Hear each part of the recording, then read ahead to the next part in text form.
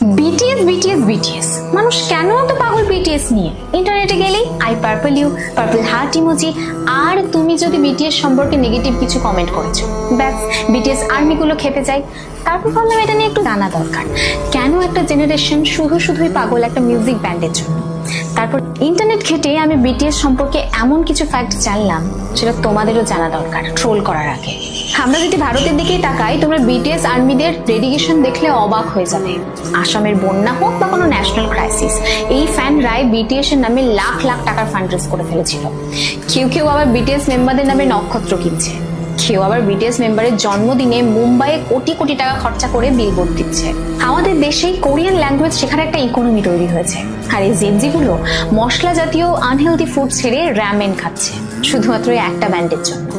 তাদের ইনফ্লুয়েন্স ঠিক কতটা পাওয়ারফুল একটা উদাহরণ দিলেই বুঝতে পারবে। বিটিএস এর একজন মেম্বার জাস্ট ক্যাজুয়ালি লাইভে এসে একটা লিপ বাম ইউজ করে, এন্ড রেজাল্ট কয়েক ঘন্টার মধ্যে পৃথিবী থেকে সেই লিপ বাম পুরো স্টক আউট হয়ে যায়। তারা যে সমস্ত জায়গায় তাদের মিউজিক ভিডিওগুলো শুট করে, সেই সমস্ত জায়গায় প্রায় লাখ লাখ টুরিস্ট ঘুরতে আসে শুধুমাত্র সেই জায়গাটা দেখার জন্য। এটাই বলে গ্লোবাল সফট পাওয়ার। অনেকে হয়তো এটাকে পাগলামি বলবে, কিন্তু কখনো ভেবে দেখেছো যেখানে পপ মিউজিক মানেই ছিল গ্ল্যামার, সেখানে বিটিএস কথা বলে সেলফ লাভ এবং মেন্টাল হেলথ নিয়ে। একটা দেউলিয়া প্রায় কোম্পানি থেকে উঠে এসে হোয়াইট হাউসে স্পিচ দেওয়া, এই স্ট্রাগলটাই জেনজিকে মোটিভেট করে।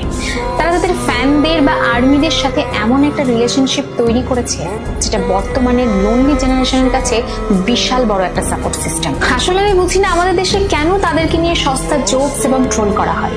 কারণ কঠোর পরিশ্রম এবং ট্যালেন্টকে সম্মান করতে জানলে হয়তো আমরাও অনেক দূরে এগিয়ে যেতাম। And lastly, I'm not a BTS fan and I don't enjoy Korean music much, but এটা অস্বীকার করার কোনো জায়গায় নেই। They are truly incredible and talented and I respect them.